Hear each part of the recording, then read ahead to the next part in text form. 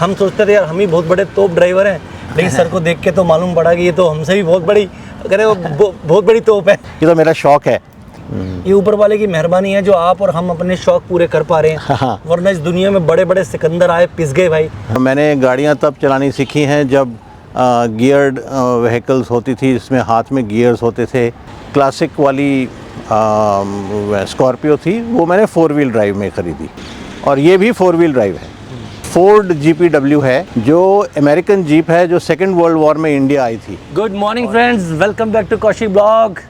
आज ब्लैक गाड़ी नहीं लाया, आज लाया हूँ आपके सामने स्कॉर्पियो एंड वाइट गाड़ी। लेकिन आप बोलोगे कौशिक स्कॉर्पियो एंड दिखाते रहते हो आप यार, लेकिन क्या करो, चाहने वाले स्कॉर्पियो एन वाले तो ज़्यादा, बल्कि पहले सफारी वाले थे, अब स्कॉर्पियो एन वाले। लेकिन आज का जो ब्लॉग थोड़ा सा मैं हटके बनाने वाला हूँ फ्रेंड, क्योंकि आपने मेरी लाइफ में ये पहला व्लॉग होगा जिन भाई का मैं व्लॉग बनाने वाला हूँ। आप भी जानिए, उनके एक्सपीरियंस से आप काफ़ी कुछ सीख सकते हैं। मैं तो सीखने को तैयार बैठा हूँ, तो ज़्यादा टाइम ख़राब नहीं करता, बुलाता हूँ इस गाड़ी के प्राउड ओनर से, और आप भी उनके एक्सपीरियंस से बहुत कुछ सीख सकते हैं फ्रेंड्स। तो let's welcome proud owner of this car. Thank you Kaushik ji, thank you having me over in your show. Sir एक तो हिंदी में बात करनी पड़ेगी। अच्छा, ज़रूर। मेरे जितने भी हैं सारे इंडिया वाले ही हैं। अच्छा। इंडिया के बाहर देखने वाले कम हैं। ऑलराइट। तो सबसे पहले तो सर ये गाड़ी आपने ख़रीदी है, थोड़ा सा आप बताइए मुझे अपने बारे में। कौशिक जी, मैं एक ओल्ड स्कूल वाला ड्राइवर हूँ, और मैंने गाड़ियाँ तब चलानी सीखी हैं जब गियर्ड व्हीकल्स होती थी, इसमें हाथ में गियर्स होते थे। और सबसे पहली गाड़ी जो मैंने चलाई वो मेरे फादर की थी, 1952 की हिलमन, मेड इन इंग्लैंड गाड़ी थी वो, और उसी पे मैंने गाड़ी चलानी सीखी। उसके बाद फिर मुझे शौक़ आया, क्योंकि मेरे फादर फ़ौज में थे, तो हमारे यहाँ बहुत सारी जीप्स वगैरह आया करती थी, तो मुझे जीप्स का चलाने का बहुत शौक़ था, और उससे मेरे को 4 व्हील ड्राइव गाड़ी चलाने का शौक़ रहा। मैंने इससे पहले मेरे पास एक क्लासिक वाली स्कॉर्पियो थी, वो मैंने 4 व्हील ड्राइव में ख़रीदी, तो 9.5 साल में मुझे वो बेचनी पड़ी, तो फिर मैंने पिछले साल ये गाड़ी ख़रीदी, और ये भी 4 व्हील ड्राइव है। सो 4 व्हील ड्राइव का एक शौक़ इसलिए भी है कि एक मेरा एक क्लब है, northern India of road club, तो वो उसके अंदर सारी गाड़ियाँ 4 व्हील ड्राइव हैं। और मेरे पास शौकिया एक और जीप भी है, जो कि एक फोर्ड GPW है, जो अमेरिकन जीप है, जो सेकेंड वर्ल्ड वॉर में इंडिया आई थी, और इंडियन आर्मी से जब वो डिस्पोज़ हुई तो वो मैंने ख़रीदी, और वो अभी भी मेरे पास है। और बट उसको मैं चलाता कम हूँ, क्योंकि एक तो रोड पे ला नहीं सकते, और दूसरा उसके पार्ट्स मिलने थोड़े से मुश्किल हैं। कभी घर आऊँगा सर मैं आपके? ज़रूर, वो गाड़ी दिखा देना, हम देख लेंगे। ज़रूर, यू आर मोस्ट वेलकम। आप मेरे क्लब में भी आइए, करीब 15,000 मेंबर हैं, और northern India of road club है। सर एक बात बताओ, आप, सॉरी टू आस्क, आपकी पहली गाड़ी 4x4 थी? हाँ जी। ये भी आपकी 4x4 है? हाँ। और हमारी तो गाड़ी नॉर्मल है, तो ये 4x4 का क्या चस्का है आपका? 4x4 cars? कौशिक जी, अब मैं और मेरी फैमिली काफ़ी लंबे ट्रिप्स करते हैं। अच्छा। और कोई ऑफ बीट लोकेशन हो तो उसमें जाने में डर नहीं लगता। दूसरी बात यह है कि एक कॉन्फिडेंस सा रहता है कि गाड़ी फंसेगी नहीं, और मुझे एक्सपीरियंस भी काफ़ी है ऑन 4 व्हील ड्राइव व्हीकल्स, तो इससे ये फ़ायदा रहता है कि वो डर सा नहीं लगता कि कहीं पे कीचड़ में फंस जाएगी। कंसेप्ट है, खरीदनी चाहिए क्या? मैं तो हमेशा मना करता हूँ लोगों को सर, लेकिन आपको देख कर लग रहा है कि आप तो 4x4 के लवर हो। हाँ, मुझे तो गाड़ी 4 व्हील ड्राइव ही चाहिए, 4x4 ही चाहिए, और जो ऑप्शन मैंने लिया है वो Z4 4 व्हील ड्राइव लिया है। तो ज़रूरत पड़ती है कभी 4x4 की लगाते हैं? हाँ बिल्कुल। ये पिछले महीने ही हम लोग अल्मोड़ा गए थे, रानीखेत और अल्मोड़ा के बीच में एक जगह है, वहाँ गए थे, तो करीब 40 डिग्री की डिसेंट थी, और फिर 40 डिग्री का ही एसेंट था उस प्रॉपर्टी में रीच करने के लिए। तो दोनों जगह मेरे को 4 व्हील ड्राइव लगा के और आराम से उतारी, और 4 व्हील ड्राइव लगाई। अगर 2 व्हील ड्राइव होती तो पिछले व्हील स्पिन करते और गाड़ी आउट ऑफ कंट्रोल होती, जो कि नॉर्मली बाकी गाड़ियों में, तो वहाँ पे देखा मैंने बहुत सारी रबर लोगों के टायरों की ना पड़ी लगी हुई थी। तो ये 4x4 में आप स्नो ड्राइव भी करते हैं क्या? स्नो में, हाँ स्नो में हम लोग गए हैं जिभी से आगे, इससे पिछले वाली गाड़ी में, स्कॉर्पियो में 4x4 में। 4x4 में। तो जहाँ वो सब लोगों की बस हो गई, तो हम आराम से अपने 4 व्हील ड्राइव लगा के और लोडेड गाड़ी को, बल्कि कुछ लोग जो जा रहे थे उनको भी हमने लिफ्ट दे दी, पूरा लोड करके, और उनको आगे हमने पास के परली तरफ छोड़ा। तो आप कहाँ कहाँ घूम चुके, थोड़ा बताइए सर आप अपने कहाँ ट्रिप्स के बारे में। चलो हाँ, शुरू करते हैं। मैं यहाँ से मनाली तो कई दफ़ा, और एक हमने लंबा ट्रिप बनाया था यहाँ से, गुड़गांव से हम लोग दीव पहुँच गए। एक और ट्रिप बनाया जिसमें हमने पूरा राजस्थान 17 दिन में घूमा, एंटायर राजस्थान का सर्किट। हैदराबाद गए।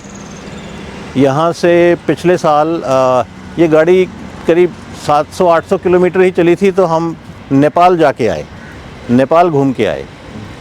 और छोटे मोटे ट्रिप, चंडीगढ़ जाना आना, ये तो मतलब सवेरे गए शाम को आ गए, या सवेरे गए अगले दिन वापस आ गए। तो काफ़ी ड्राइविंग लॉन्ग डिस्टेंस के लिए ये गाड़ी है। वेरी गुड सर, मैं तो हैरान हो गया। अच्छा बताओ, आपने अपनी लाइफ में आप किस उम्र से आप गाड़ी चलाना शुरू किया आपने?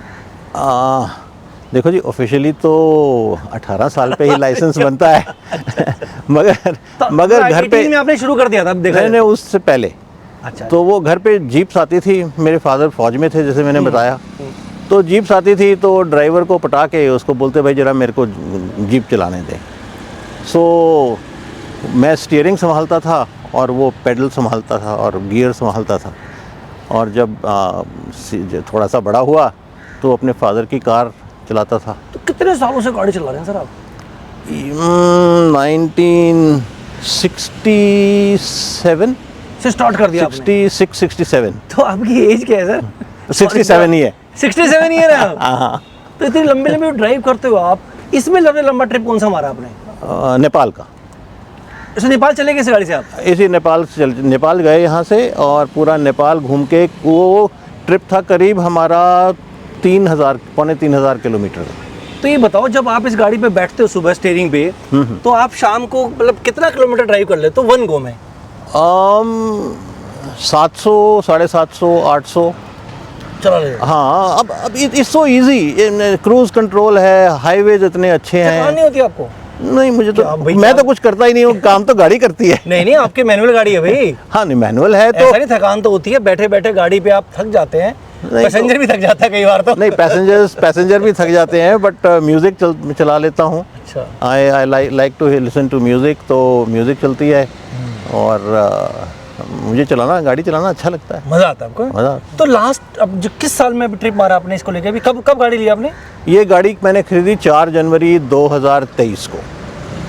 23? हाँ, पिछले साल। अच्छा। सो अभी हमारे साथ के ही हो? हाँ। अच्छा। ये मैंने बुक करी थी जब ये वो थी ना इंट्रोडक्टरी प्राइस। अच्छा, आप भी वही हो? हाँ, हमारे को जी इंट्रोडक्टरी प्राइस वाले मिल जाते हैं। और मैं और मेरी बेटी दोनों बैठे हुए थे कंप्यूटर पे इंट्रोडक्टरी करने के लिए। तो मेरा तो लगा नहीं। हाँ। उसी पापा मेरा लग गया, जल्दी आओ। अच्छा, आपको हो गया था? नहीं, मेरे कंप्यूटर से नहीं हुआ, मतलब मेरी बेटी। हाँ, हम तो सर उसने क्या सारा हैंग हो गया था। अच्छा। 3 तारीख को मेल वाले हम तो। हाँ, तो उसके बाद मेल ही आया उनका भी। आपका मेल आया? हाँ, तो वो गोल घूमता रहा, तो वो हुआ नहीं, बट देन दे सेड कि yours has been in the introductory price. तो उसी से फिर हमारा तो ये नेपाल कब बुक किया है?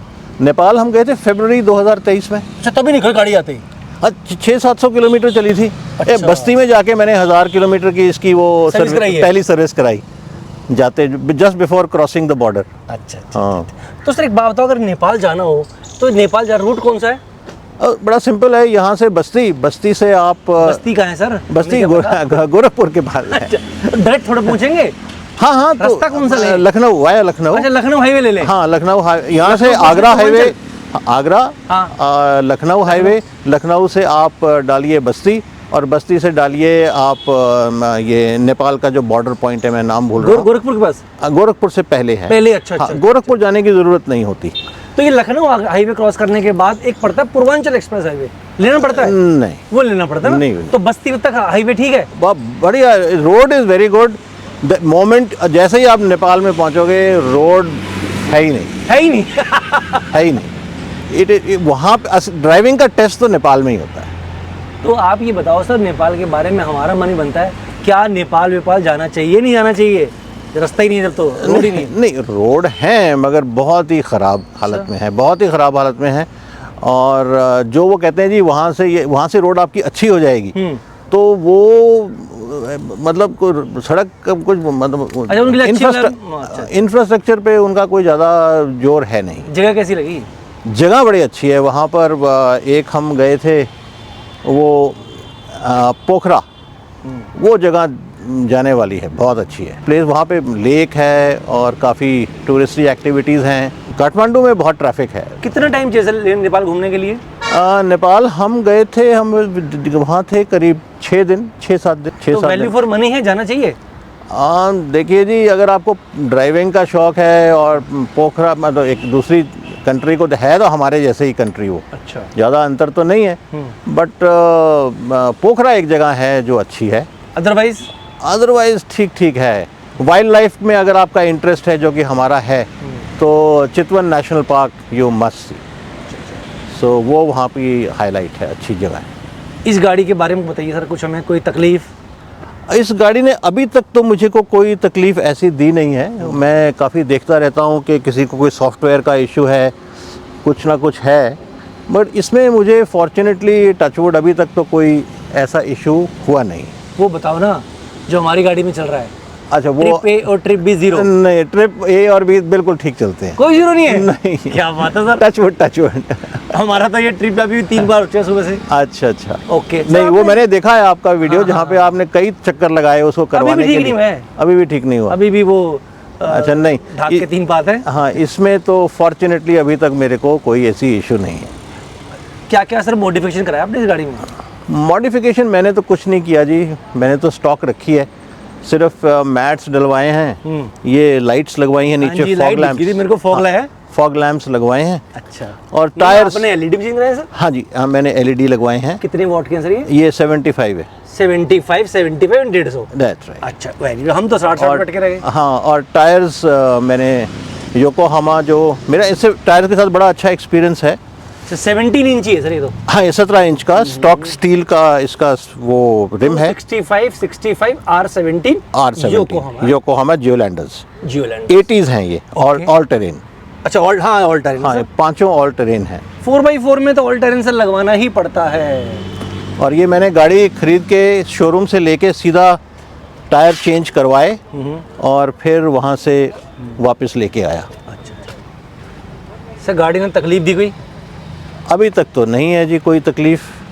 बाकी अब करीब 16,500 किलोमीटर चल गई है, तो अभी तक तो कोई ऐसी प्रॉब्लम नहीं है। सुना इसके 4x4 में कोई प्रॉब्लम होती है?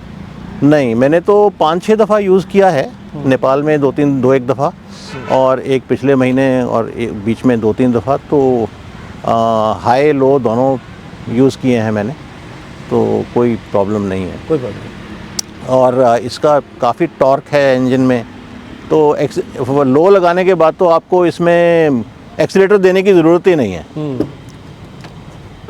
अब एक इसमें मैंने और जो छोटी सी मॉडिफिकेशन करी थी, वो मैंने इसमें वो लगवाया है डैश कैम, और उसके लिए नीचे मैंने वहाँ पे एक वो सिगरेट लाइटर का वो अच्छा लगवाया है, ताकि उसको डायरेक्टली वहाँ से मिल जाए। नहीं, गाड़ी तो आपने स्टॉक ही रखी है, क्योंकि इसमें स्टीयरिंग भी वैसे ही आपका, स्टीयरिंग भी वैसा ही है, डैश कैम लगाया है, और सीट कवर भी आपके वही हैं।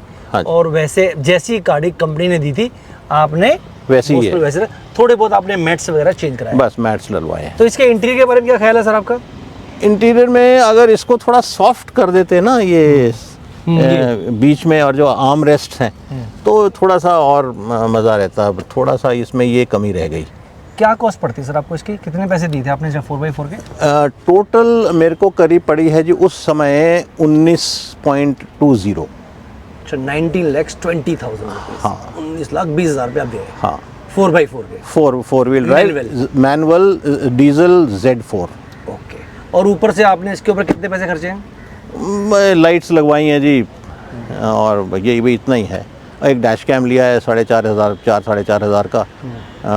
ये टायर रिप्लेस कराने के पैसे कितने लगे? हाँ, टायर बदलवाए मैंने, तो पुराने टायर दिए, वो सॉरी, जो लगे हुए टायर आए थे वो थे अपोलो एप्टेराज, तो वो दे करके और ये लगवाए। 5 टायर बदलने में 20,000 रुपया उन्होंने मेरे से एक्स्ट्रा लिया।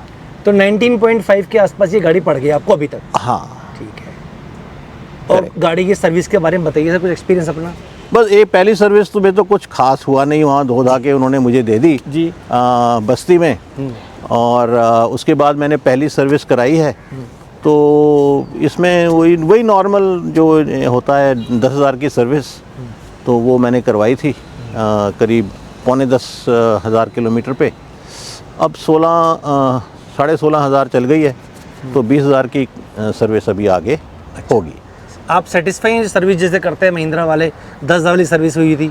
10,000 वाली सर्विस में तो उसको सर्विस पता नहीं मुझे क्या किया उन्होंने, धो के। और डीजल तो इंजन ऑयल चेंज किया होगा, पैसे लिए होंगे आपसे? नहीं, कोई 1,000 वाली पे नहीं, 10,000 वाली पे? हाँ, 10,000 वाली पे तो डीजल, हाँ, सब चेंज किया उन्होंने। 4-5 पर पूरा, हाँ, 4,500 पौने 5,000, बट पूरा दिन लगा दिया। एक दिन लगा, पूरा दिन। सवेरे 9:30 बजे दिया और शाम को मैं 5:30 के करीब उन्होंने गाड़ी वापस करी। अच्छा, ऐसा क्या किया उन्होंने सर? इतनी गाड़ियाँ थी वहाँ पे, और पहले मैंने बुकिंग कराई थी, उसके बावजूद इतना समय लगा। आप महिंद्रा के सिर्फ पुराने यूज़र हैं। आपने स्कॉर्पियो जो अपनी पुरानी थी क्लासिक, उसको भी सर्विस कराया था। क्या कोई इम्प्रूवमेंट हुई है सर्विस में इनकी की वही है? नहीं, वैसे ही है जी, कोई ज़्यादा फ़र्क नहीं है। वैसे ही ज़्यादा फ़र्क नहीं है? कोई ज़्यादा ऐसा कोई ख़ास फ़र्क नहीं है। बट ये है कि थोड़ी सेटिस्फैक्शन रहती है कि भाई वहाँ पे कर देते हैं। मैंने एक छोटा सा प्रॉब्लम एक दफ़ा आया था कि ये 10,000 की सर्विस मेरी थोड़ी सी जैसे कम रह गई थी, तो चंडीगढ़ में ये गाड़ी बंद हो गई। तो मैंने स्टार्ट करके नज़दीक एक वो था सर्विस स्टेशन, हरबीर मोटर्स जी, उन्होंने 15 मिनट में वो करके लगा के उसमें वो कंप्यूटर अटैच करके और वो करके मैं दे दी। Took them 15 minutes. अच्छा। हेयर द सर्विस, एक दिन पूरा लग गया। ये देर लगाते हैं, कोई इम्प्रूवमेंट भी सर मुझे तो उम्मीद कम लगती है इनके ऊपर। जब तक प्रॉब्लम ना आए ना कोई इनको, तब तक ये ठीक रहते हैं। और सर ऐसी कोई चीज़ हमसे शेयर करना, आप माइलेज तो बताओ सर। हाँ, माइलेज देखिए जी, मैं ड्राइव थोड़ा सा बड़ी कॉशियसली करता हूँ, और मैंने आपसे शेयर भी किया था। अभी चंडीगढ़ गया था मैं 2 हफ्ते पहले एक शादी अटेंड करने, तो लौटते हुए गाड़ी ने मेरे को 18.9 की एवरेज दी। सो उसका बड़ा इजी सा वो है कि कोई मुश्किल नहीं है, हर एक गाड़ी दे सकती है वो। मैं 80 और 90 के बीच में गाड़ी चलाता हूँ। सडन एक्सेलरेशन और सडन ब्रेकिंग अवॉइड करता हूँ। फिर अगर सामने मान लीजिए गाड़ियाँ रुकी हुई हैं या रेड लाइट है, तो एक्सीलेटर से पाँव उठा लीजिए, वहाँ जाके तो आपको ब्रेक लगानी ही है ना। तो पहले ही उसको एक्सीलेटर से पाँव हटा लीजिए और डाउन गियर करते जाइए, वहाँ जा कर के आहिस्ता से रोक दीजिए। सो उससे क्या है कि एक तो आपके टायर्स के ऊपर ब्रेकिंग से इफ़ेक्ट नहीं होता, और दूसरा माइलेज अच्छा देता है। जी जी। So worst mileage that I have got इस गाड़ी से इज़ अबाउट 16, 15.7, 16, वो वर्स्ट है। तो आप इसकी माइलेज से खुश हैं? मेरे को तो जी अब इतनी पावरफुल गाड़ी है, इतनी बड़ी गाड़ी है, इतनी भारी गाड़ी है, वो अगर आपको 19, 18, 19 दे रही है तो आई मीन। और क्लासिक की और इसकी माइलेज में क्या डिफरेंस है? वो गाड़ी जो मेरे पास थी वो भी 4 व्हील ड्राइव थी, वो मेरे को 15.5, 15.5 से ऊपर नहीं। इसकी ज़्यादा है? इसकी बेटर है। इसकी बेटर है। उसकी इससे कम थी। उसको चलाने में इसको चलाने में क्या आपको डिफरेंस लग रहा है? देखिए जी, उस गाड़ी की एक थी कि वो उसकी सस्पेंशन सॉफ्टर थी, मगर वो बॉडी में बड़ा रोल था। अच्छा। उसमें रोल था। इसके अंदर सस्पेंशन इतनी सॉफ्ट नहीं है और इसमें बॉडी रोल नहीं लगता मुझे, compare to that vehicle classic. Compare to the classic body roll है, बट उतना नहीं है जितना उसमें था। उसमें तो अगर कच्चे में जाओ तो बिल्कुल ही हिला देती, हिचको ले देती थी, बहुत गजब वाले। हाँ, इसमें वो नहीं है। उसमें ये सस्पेंशन में बहुत इम्प्रूवमेंट है। ड्राइव कंफर्ट उसमें ज़्यादा था, इसमें ज़्यादा है? ड्राइव कंफर्ट तो इसमें ज़्यादा है। अंदर का इंटीरियर ज़्यादा अच्छा इसका है कि उसका है? इंटीरियर तो मुझे तो ज़्यादा से लगता, देखने में तो अच्छी लगती है ये, बट उसमें भी ऐसा कुछ नहीं था कि जो इलेक्ट्रिक स्टीयरिंग था उसमें कि नहीं था? सॉरी, इलेक्ट्रिक स्टीयरिंग का नहीं, उसमें भी और इसमें दोनों के अंदर इलेक्ट्रिक ही है, हल्का है? नहीं, इलेक्ट्रिक नहीं है। हाँ। इन दोनों में हाइड्रोलिक है। आपका हाइड्रोलिक स्टीयरिंग है? हाइड्रोलिक है। ओके। हाँ। तो फिर स्टीयरिंग पकड़ने में हल्का है कैसा है? इसका ये मैंने नोटिस किया है कि जब आपकी स्पीड कम है तो it is light, okay the speed increases it becomes a little hard. Okay so ये मैंने नोटिस किया है। ओके। आप उस वो आपने बेच दी? वो बेचनी पड़ी। अच्छा। अगर वो ये रूल ना होता हाँ, तो जी। आज मेरे पास वही गाड़ी होती। तो वो कितने की सेल हुई आपकी? और वो मैंने 4 लाख में बेची थी। कितने साल चलाई? 9.5 साल। साढ़े, और ली कितने की थी? ली थी मैंने करीब 11, साढ़े 11, 12, 10-11 लाख। 10-11 लाख की थी। फिर तो काफ़ी अच्छा रेट मिल गया सर आपको। हाँ, वो वेल मेंटेन्ड। उन्होंने वैसे भी हाँ, जिसने आपकी भी आके चेक किया उसमें कोई एक्सीडेंट नहीं था, कोई ऐसा कोई प्रॉब्लम नहीं था। चलिए कितनी थी आपकी गाड़ी वो? वो चली थी जी 1,22,23 हज़ार। चलाई भी ठीक ठाक आपने तो। हाँ जी, हाँ जी, 1,22,23 हज़ार। और उसमें वो भी मैंने जब नई ली थी तो मैंने जियोलैंडर डलवाए, और जब वो गई तब भी वही जियोलैंडर्स उसमें थे। अच्छा, वही थे। और वो बड़े अच्छे उसने सर्विस, तभी मैंने इसमें भी जियोलैंडर्स डलवाए। आपने वही इसके अंदर जो आया था ये फुट स्टेप वही मेंटेन किया हुआ सिल्वर कलर का? हाँ, वही वो आपकी रूफ रेल ब्लैक थी वही रखी हुई है? बिल्कुल वही और है। आपने तो अभी इसमें शायद डोर वाइजर भी नहीं लगाए हैं, ज़्यादा आपने छेड़खानी नहीं की है गाड़ी के नहीं, साथ। और सर ऐसी कोई बात जो आप हमसे शेयर करना चाहते हैं हमारे व्यूवर के साथ? बस यही है कि 2-3 चीज़ें मैं ज़रूर, जो मुझे थोड़ी सी सड़क के ऊपर I drive quite a bit, तो मुझे लगती हैं, और स्पेशली जब ये फॉग और बरसात होती है, बहुत सारे लोग हैं, बहुत लोग हैं, और पता नहीं क्यों ऐसा करते हैं, ब्लिंकर्स ऑन करके चलाते हैं। मैं समझ नहीं आया मुझे कि ब्लिंकर्स ऑन करने से क्या फ़ायदा। अब देखिए, मान लीजिए बारिश हो रही है और सामने एक गाड़ी जा रही है जिसके ब्राइट ब्लिंकर्स ब्लिंक कर रहे हैं, तो पीछे वाले ड्राइवर के लिए कितना मुश्किल है। दूसरी बात, ब्लिंकर कभी चलती गाड़ी में नहीं ऑन होने चाहिए। ब्लिंकर का मतलब ऑन है कि ये गाड़ी डिसेबल्ड है या खड़ी है, और इसलिए ये ब्लिंकर्स हैं बाकी ड्राइवर्स को वार्न करने के लिए कि ये गाड़ी स्टेशनरी है, खड़ी है। तब आपको ब्लिंकर ऑन करने हैं जब आपको रुकना है रोड की साइड पे, गाड़ी स्टेशनरी है, ओनली देन आपको ब्लिंकर्स ऑन करने चाहिए। चलती गाड़ी में फॉग हो, बारिश में your rear tail lights are enough warning, जो गाड़ी पीछे है उसके लिए। ये एक बात मेरे को आज तक समझ नहीं आई, ये क्यों करते हैं लोग। सर आपके इस मैसेज को जरूर पहुंचाएंगे। हाँ, इसकी दूसरी एक बात और है, अगर आपने दोनों ब्लिंकर ऑन किए हुए हैं और मान लीजिए आपको लेफ्ट या राइट टर्न करना है, तो आप कैसे इंडिकेट करेंगे पीछे वाली गाड़ी को? नहीं कर पाएंगे। So the whole concept of having indicators, आपने उसको ख़त्म कर दिया। जी जी, ये तो आपका पॉइंट बहुत अच्छा लगा मेरे को, और ये मैं ज़रूर लोगों से शेयर करेंगे अभी। हाँ। मैंने भी देखा था, हम भी कभी कभी इसको ब्लिंकर्स को हम अपना ऑन अब नहीं करेंगे, वैसे मैंने अब छोड़ दिए हैं। एंड सेकेंडली, रेड लाइट है, कितनी स्पीड से आते हैं और एकदम जाके ब्रेक लगाते हैं, फिर कहते हैं जी गाड़ी माइलेज नहीं देती, गाड़ी के टायर घिस गए। अब माइलेज भी नहीं देगी बेचारी और वो टायर भी घिसेंगे ही।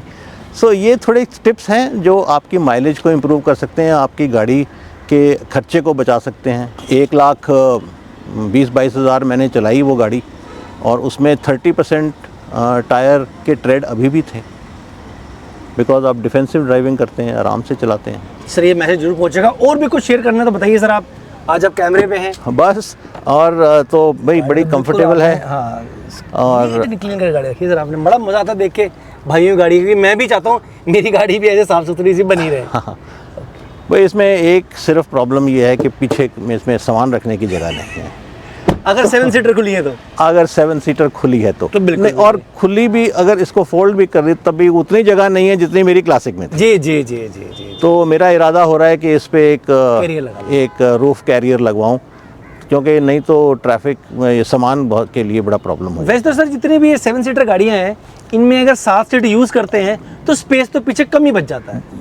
स्पेस तो है ही नहीं ना, चाहे वो सफारी हो चाहे ये हो, कुछ नहीं है स्पेस। हाँ, तो 5 सीटर है, अगर 7 लोग इमरजेंसी बैठ सकते हैं। हाँ, बैठाया कभी आपने?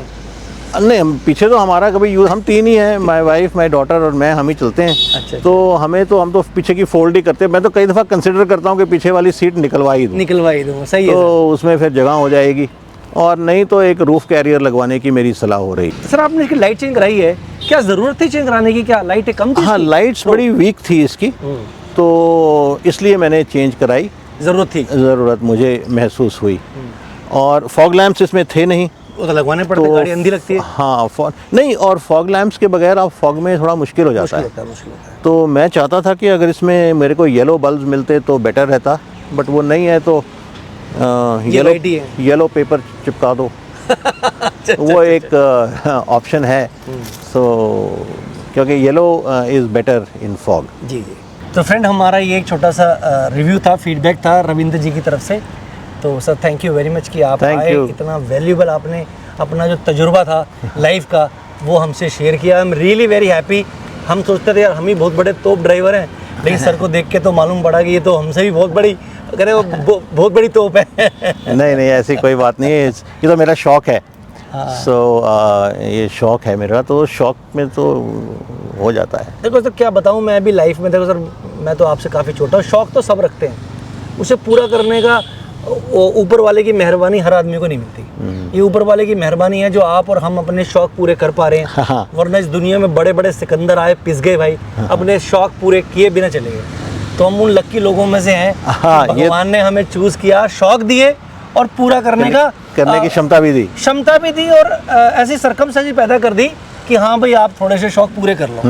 वरना सर आदमी सारी जिंदगी पछंडे मारता रहता है लेकिन अपने शौक़ पूरे नहीं कर पाता। हाँ, बट एक दफ़ा आप हमारे जो क्लब की जो मीटिंग होगी ना जी, ये गेट टुगेदर होगा, जब थोड़ी ऑफ रोडिंग करवाएंगे आपको। सर बुलाइएगा, मैं आऊँगा। हाँ आप ज़रूर आइएगा। मैं आपकी ऑफ रोड की वीडियो दिखाना चाहता हूँ लोगों को। देखो भाई हाँ आप देखिएगा। मस्ती की, इंजॉयमेंट की, शौक पूरा करने की कोई भी ना तो कोई लिमिट है और ना कोई एज है। और कैसी उन्होंने जीप्स मॉडिफाई करके बनाई है, आपको दिखाएंगे और आपको आप घूम भी पाएंगे उसमें।